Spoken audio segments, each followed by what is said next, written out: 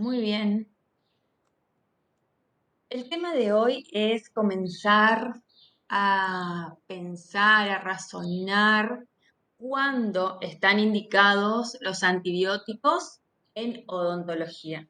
Tenemos por un lado el conocimiento de las patologías, el conocimiento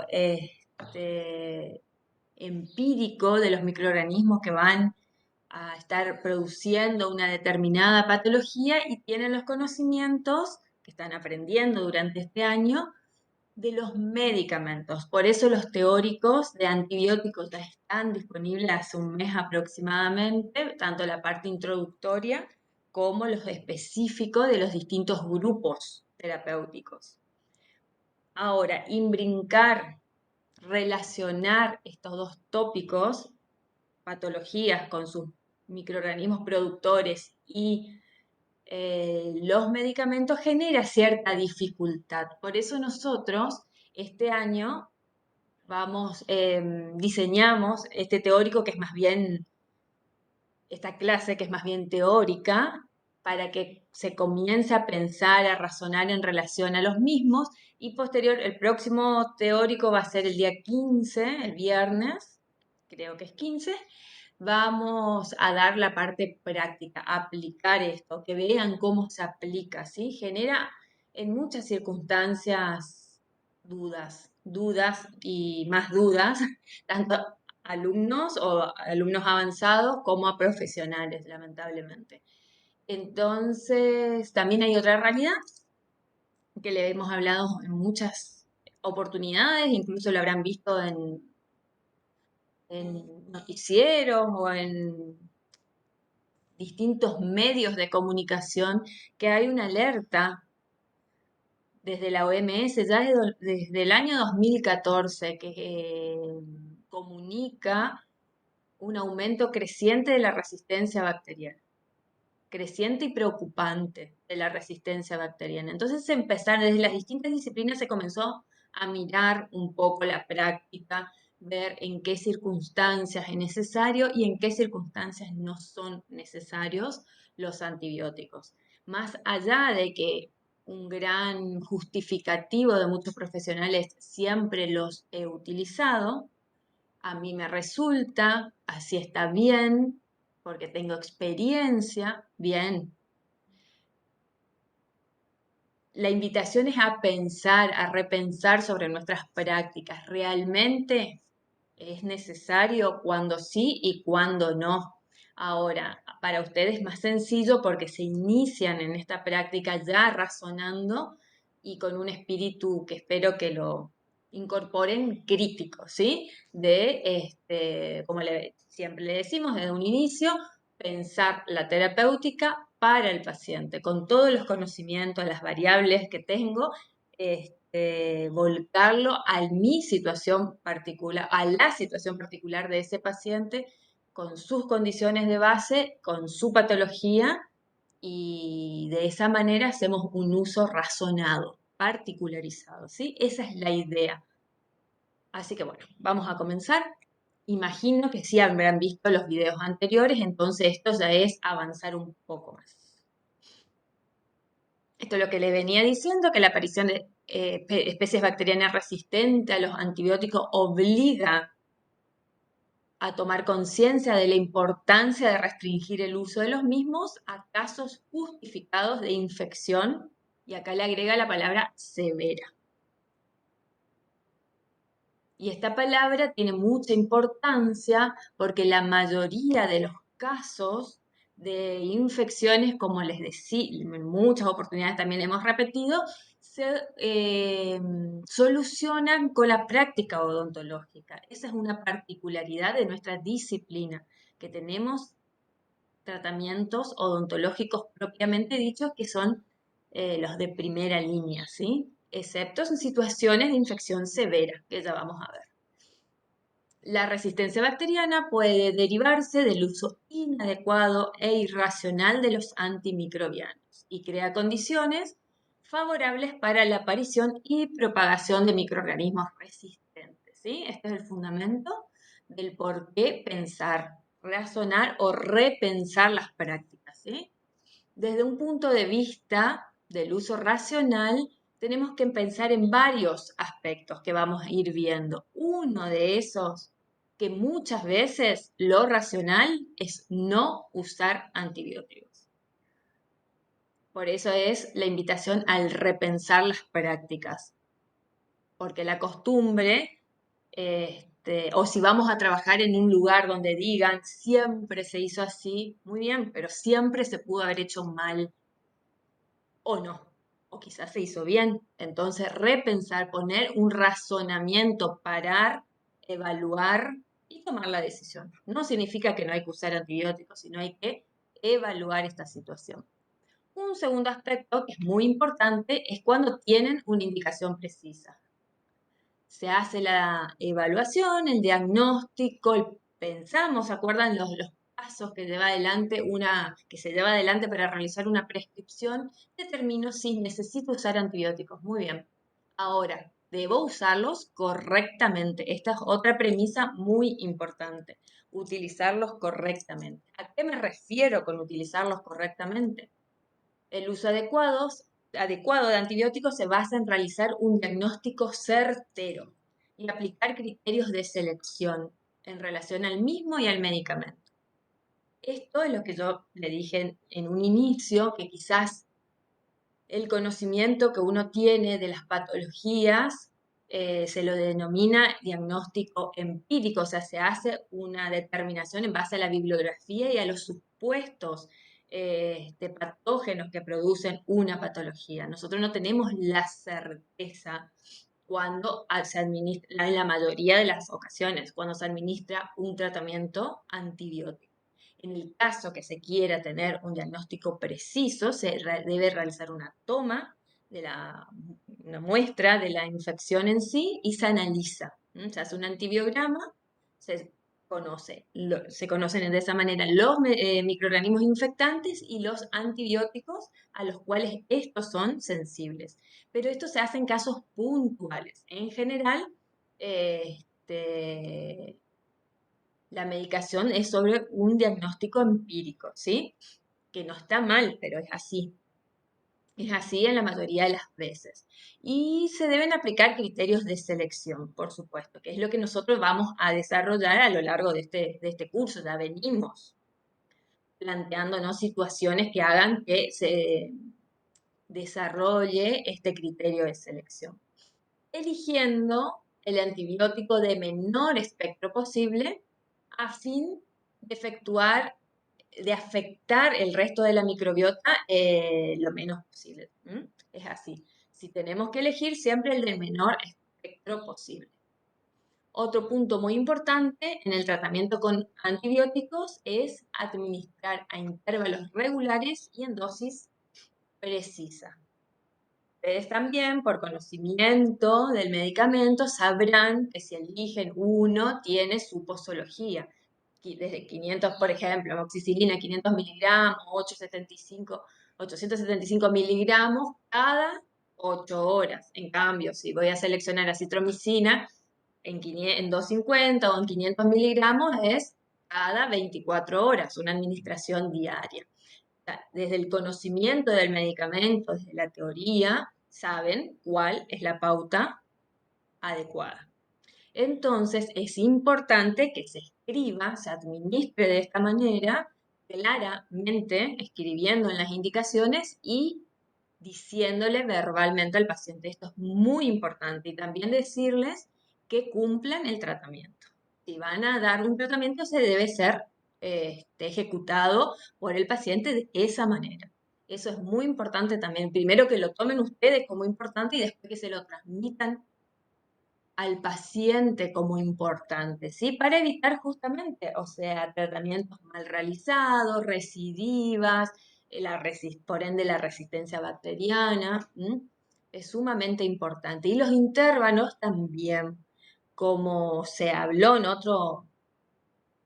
otro video que le hemos expuesto o subimos al aula, siempre cuando se administran antibióticos se tiene que mantener estable la concentración mínima inhibitoria.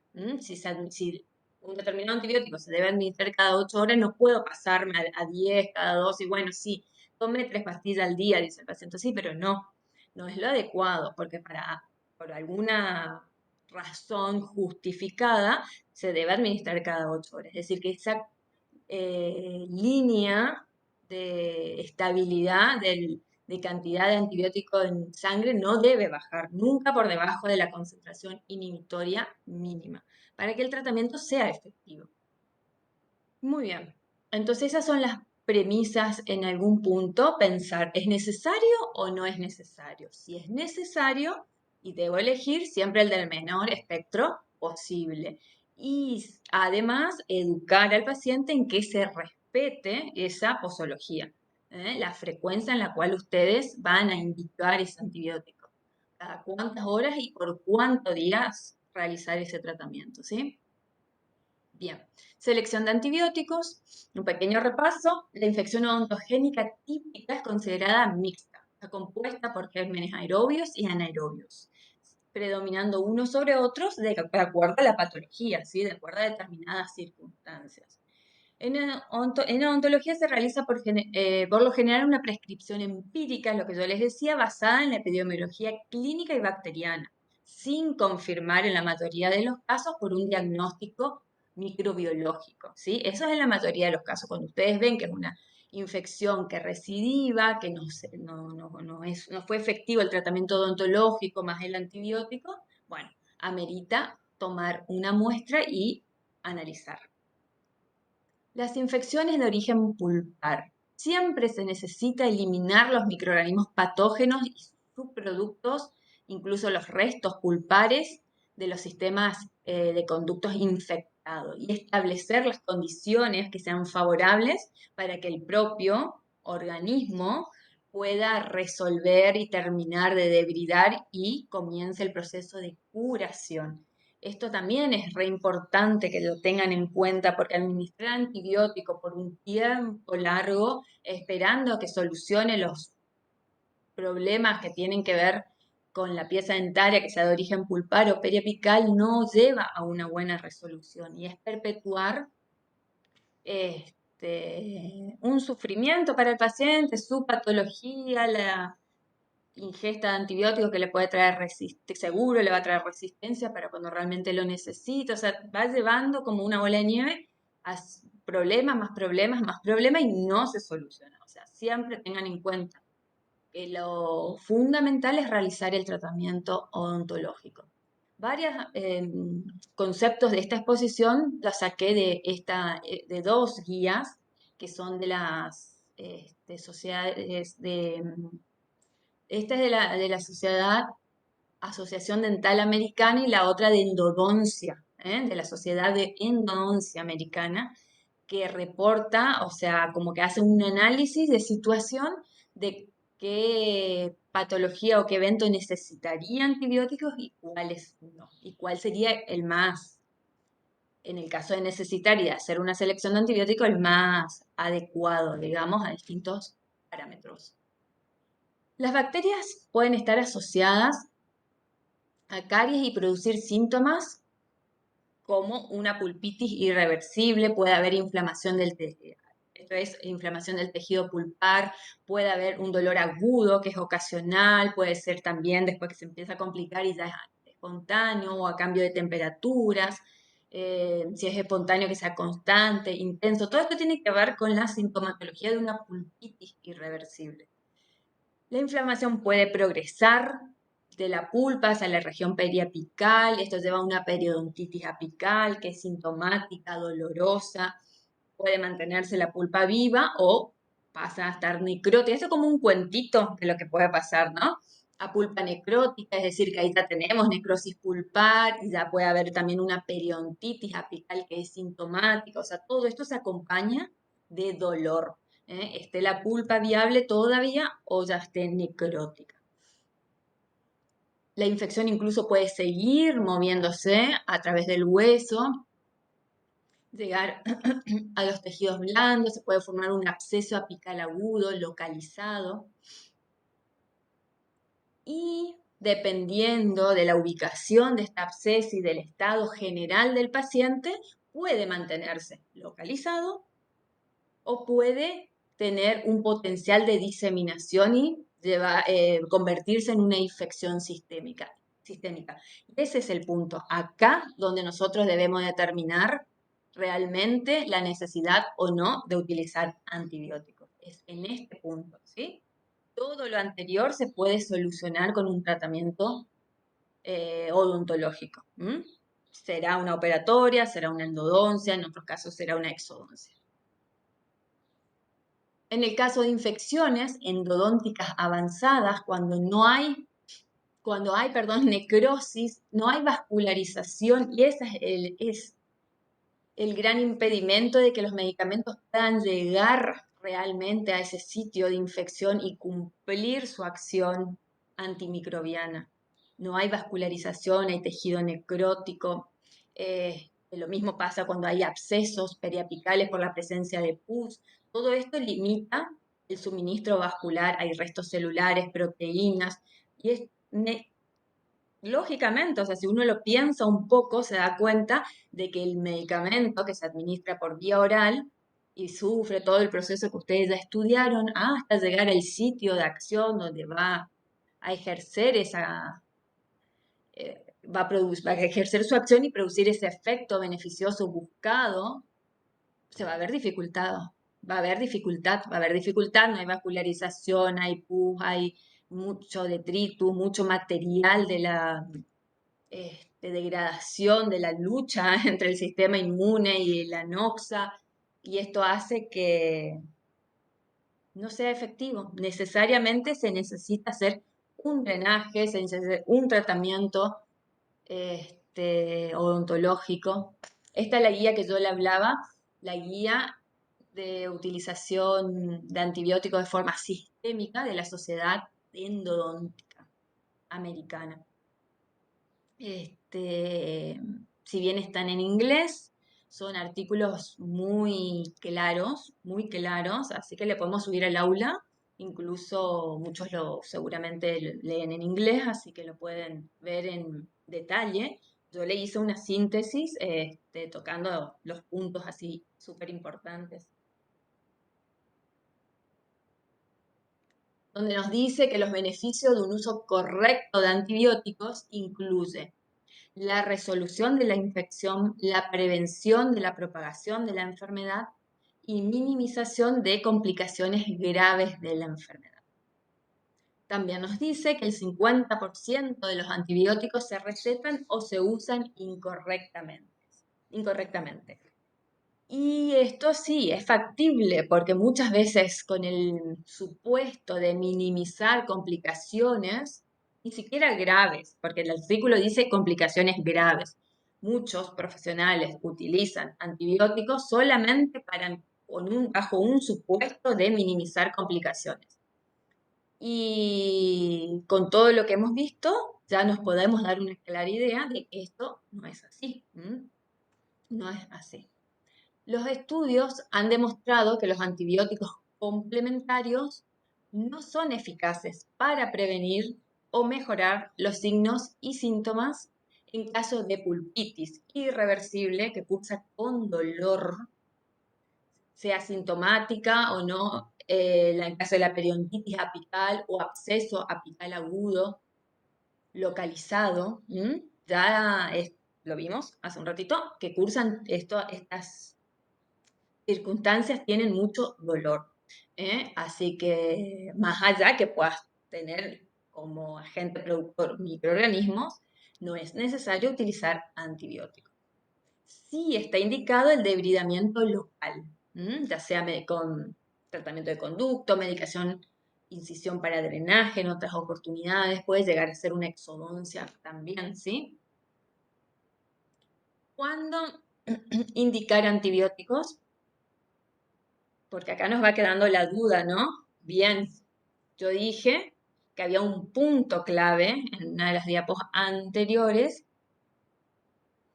que nos decía si dependiendo de la ubicación y el estado del paciente, esto puede convertirse en una infección sistémica. Y ahí es donde tenemos que poner el ojo, abrir el ojo, estar atentos, ¿sí? Porque podría llegar a convertirse en un paciente de riesgo, ¿no?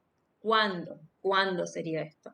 Al ver síntomas y signos clínicos de un proceso infeccioso. En pacientes que tienen un estado general afectado, ya se lo ve al paciente en un estado afectado.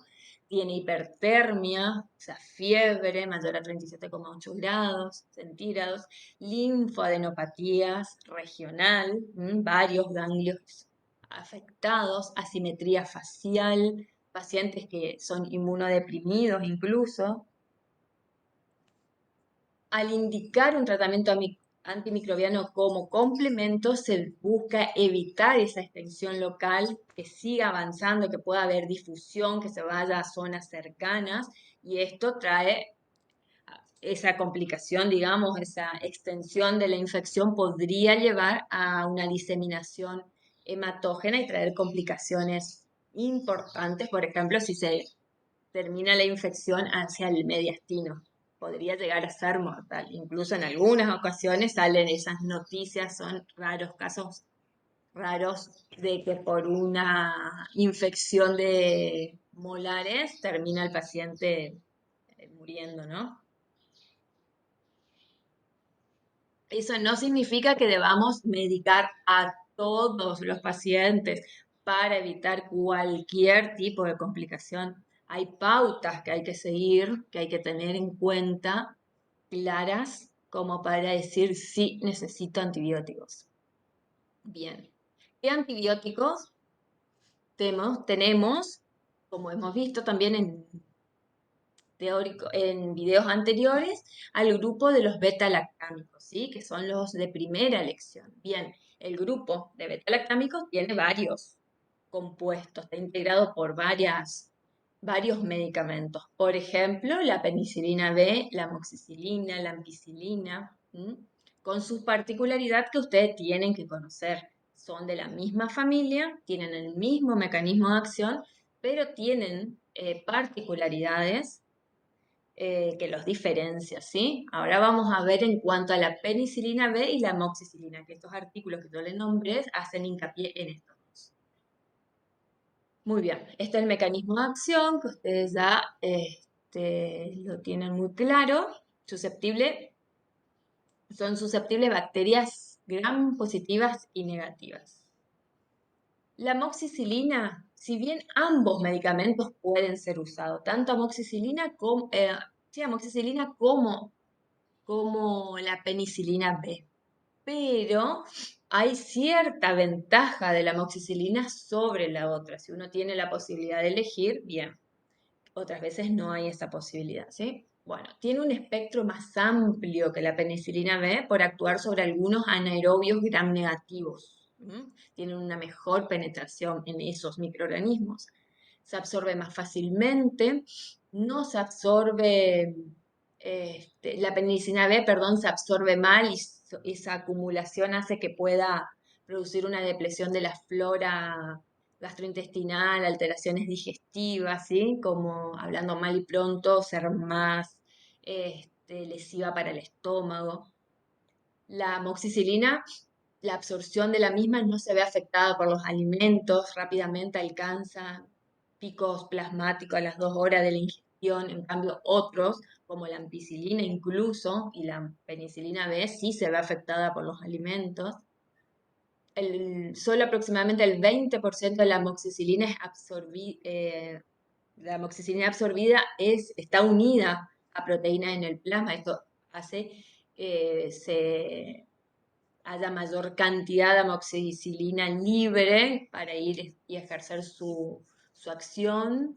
Tiene una vida media significativamente mayor que la penicilina B. ¿Y esto qué significa que tenga una vida media mayor? Significa que se puede administrar 3 veces al día, o sea, cada 8 horas, como es la administración de la amoxicilina en cualquiera de sus dosis, en lugar de 4 veces que requiere la penicilina B, o sea, cada 6 horas. Esto genera como más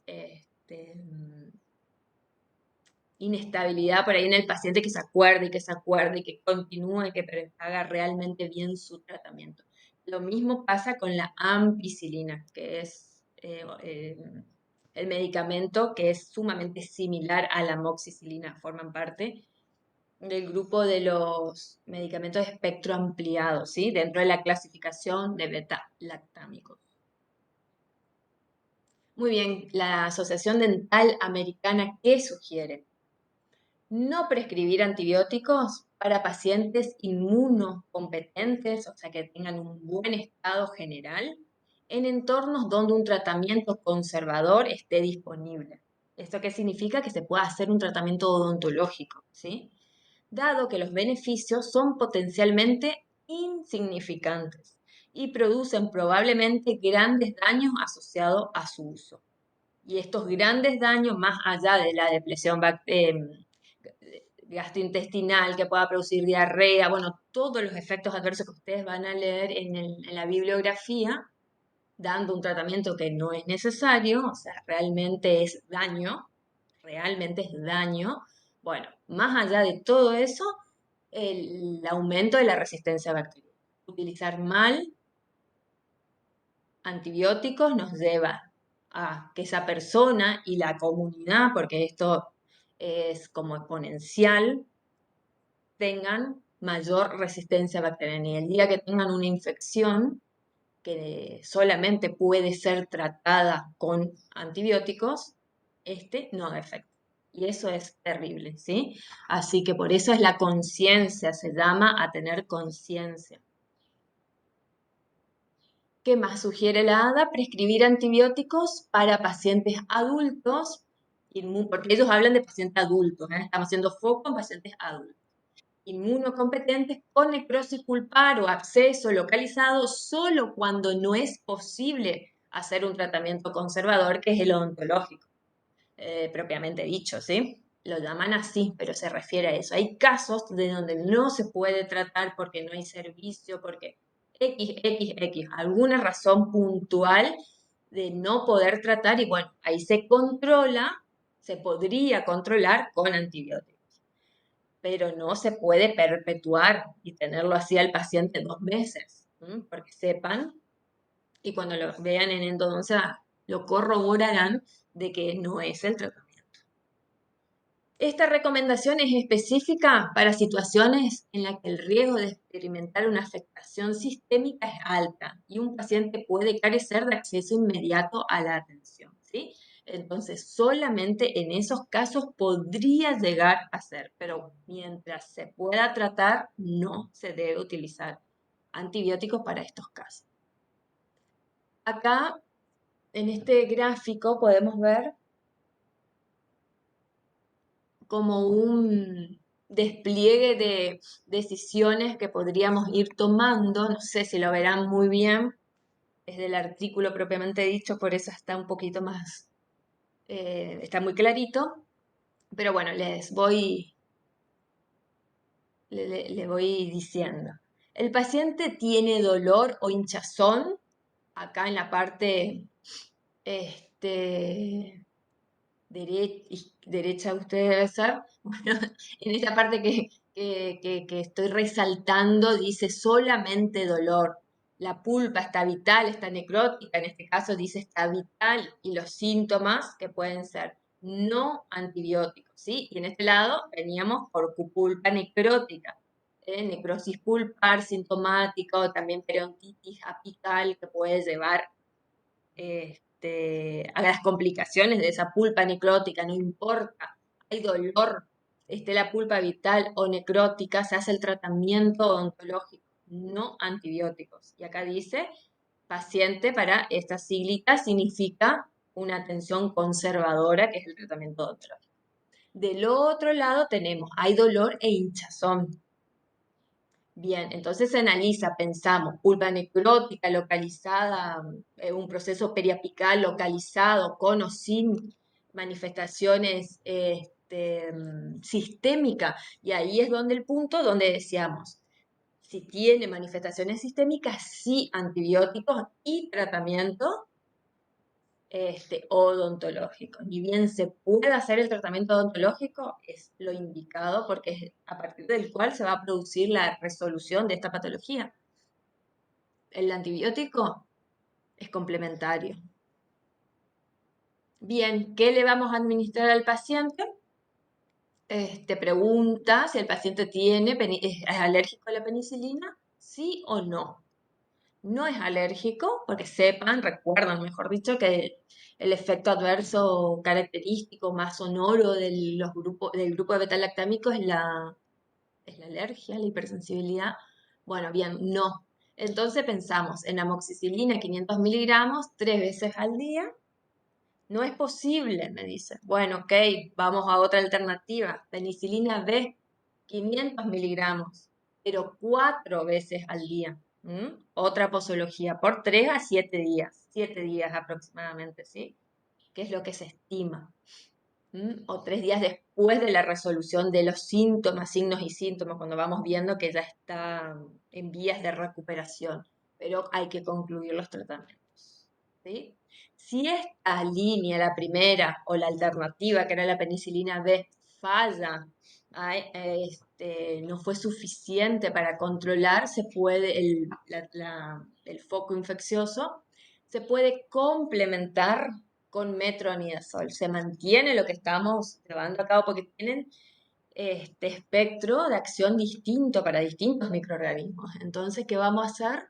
Complementamos con metronidazol 500 miligramos también 3 veces al día, cada 8 horas.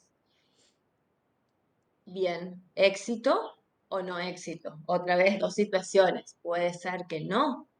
Alternativa, que sería discontinuar este primer tratamiento y vamos a amoxicilina con ácido clavulánico. 3 veces al día por 7 días. Así es la historia. ¿Vieron dónde está amoxicilina con ácido clavulánico? Y el que haya tenido oportunidad de caminar un poco clínicas, consultorio, ¿no notó que es la primera elección para muchísimos de los profesionales? Y esto no lo decimos nosotros, lo dice la Asociación Dental Americana, las asociaciones de endodoncia mundiales, porque tanto la europea como la americana. Nosotros somos replicadores de la información este, pactada por especialistas. ¿Mm? Esto es para pensar. Bien, esta era la línea de los no alérgicos a penicilina. Después tenemos los que sí tienen alergia a penicilina. Y bueno, la pregunta es qué tipo de alergia, tipo una superficial, banal, con algún prurito, una reacción leve, o le preguntamos, ¿tuvo anafilaxia, angioedema, ya sea con penicilina o ampicilina o amoxi? Entonces el paciente va a decir sí o no. En el caso de sí, tuvo una anafilaxia, un angioedema. Sepan que es poco frecuente, pero no obstante puede ser. Así que hacemos esas preguntas. La alternativa de tratamiento es acitromicina. 500 miligramos un día.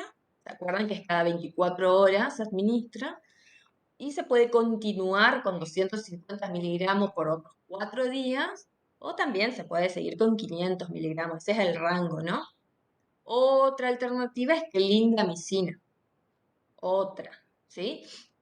Clindamicina 300 miligramos 4 veces al día, cada 6 horas también por 7 días. Esto si el paciente manifestó, por ejemplo, una reacción alérgica importante. En cambio, se dice, no, sí, soy alérgico, estoy dentro del grupo de los alérgicos, pero no es una alergia así tan manifiesta, tan intensa, es leve, se puede llegar a utilizar una cefalosporina como es la cefalexina, ¿no? 500 miligramos 4 veces al día. Si esta primera línea de tratamiento falla, hay que complementar con metronidazol, tal cual el grupo de los manifestados no alérgicos, ser alérgicos a la penicilina, ¿sí? Después se complementa con metronidazol porque tiene acción sobre bacterias anaerobias. Bueno, esto sería una simulación de deducción de un tratamiento adecuado. Sin embargo, en la clínica muchas veces se ve, bueno, por las dudas, amoxicilina con ácido clavulánico, y estamos acá abajo. Por las dudas, acitromicina. No hay un fundamento, no hay una evaluación, no hay una discriminación de si no, qué síntomas tiene, qué evolución, qué condición básica tiene, de base tiene el paciente. Es un por las dudas. Bueno, eso es todo lo que nosotros nos tiene que ir haciendo ruido y decir, yo no quiero ser este tipo de profesional, yo quiero ser un profesional interesado por mi paciente, por mí incluso, y por la comunidad, ¿no? Es un compromiso que va más allá de la resolución del dolor de ese sanitaria. Y bueno, en odontología muchas situaciones clínicas implican un tratamiento de índole mecánica, quirúrgica, farmacológica o una combinación de estas.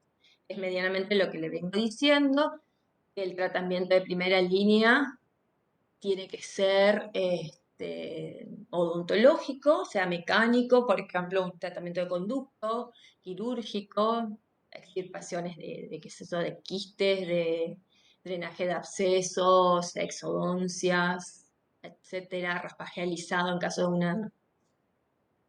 de una periodontitis. Bueno, la patología infecciosa debe tratar de resolverse con tratamiento odontológico, bueno, dado que los antimicrobianos innecesarios aumentan tanto los riesgos adversos y la resistencia bacteriana. Eso ya está dicho.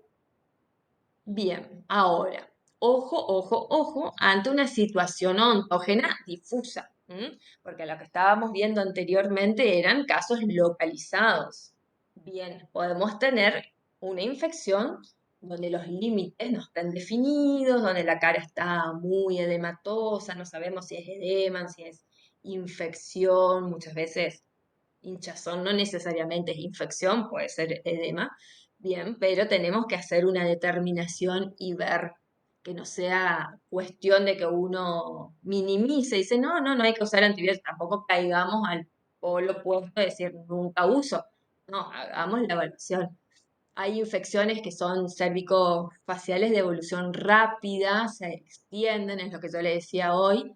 Este, algunos, obviamente, por un tratamiento ambulatorio, por vía oral, el tratamiento farmacológico es suficiente, pero hay otros pacientes que apenas abren los ojos, que tienen, más allá de las manifestaciones que yo hoy le nombré, como inflamación ganglionar, temperatura, a veces hasta dificultad respiratoria o agitación, digamos, todos los signos típicos de la infección en la zona y una hinchazón de la cara muy manifiesta, bueno, sobre todo en las zonas del espacio canino y el auricular de los párpados, esa zona es como muy peligrosa que tiene una acción, un acceso rápido a senos cavernosos y a cerebro, entonces si hay difusión puede llegar a ser muy grave.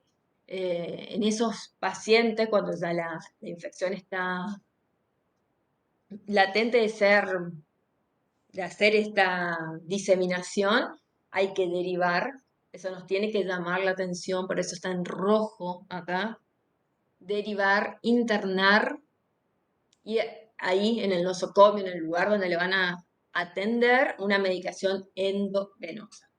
Y en estos casos es donde es imposible realizar el tratamiento odontológico propiamente dicho en la fecha que el paciente consulta. Se comienza con la medicación y en los próximos 5 días a la semana, variable, depende del paciente y de la situación, se puede acceder a la pieza dentaria, hacer la exodoncia, por ejemplo, de la misma, y sí, ya se continúa la medicación por vía oral, ¿no? Pero hay casos puntuales, sí, que nos llama la atención, iniciamos esa derivación, internación, medicación y después el tratamiento odontológico. Sería en estos casos. En síntesis, vamos a tener que controlar la fuente.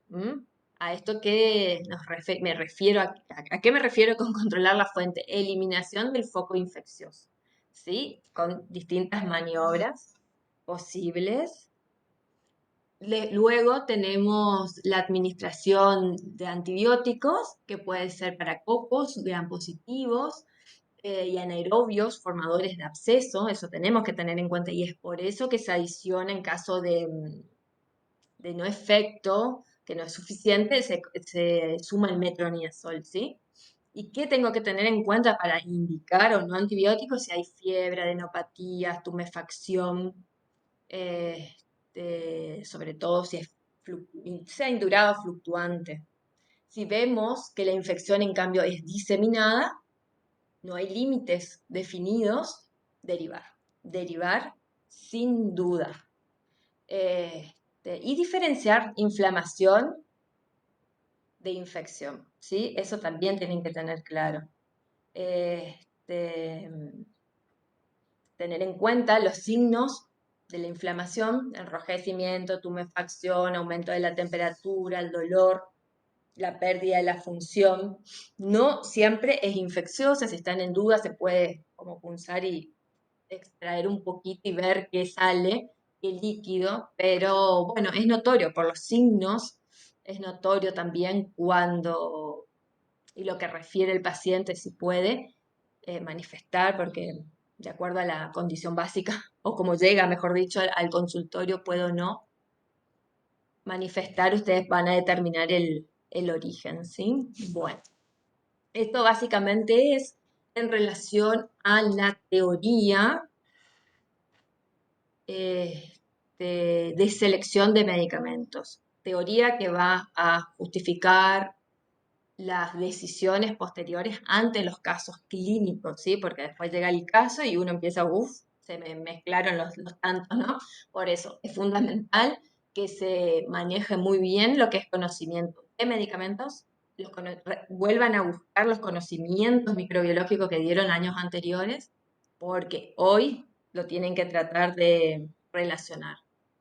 Todos los conocimientos microbiológicos con los medicamentos que están viendo ahora, con el conocimiento de los medicamentos que tienen ahora, y llevar toda esa información a después plasmarla en un buen tratamiento al paciente, ¿sí? Eso es lo fundamental, que sea razonado, ¿sí? Bueno, esto es todo. Voy a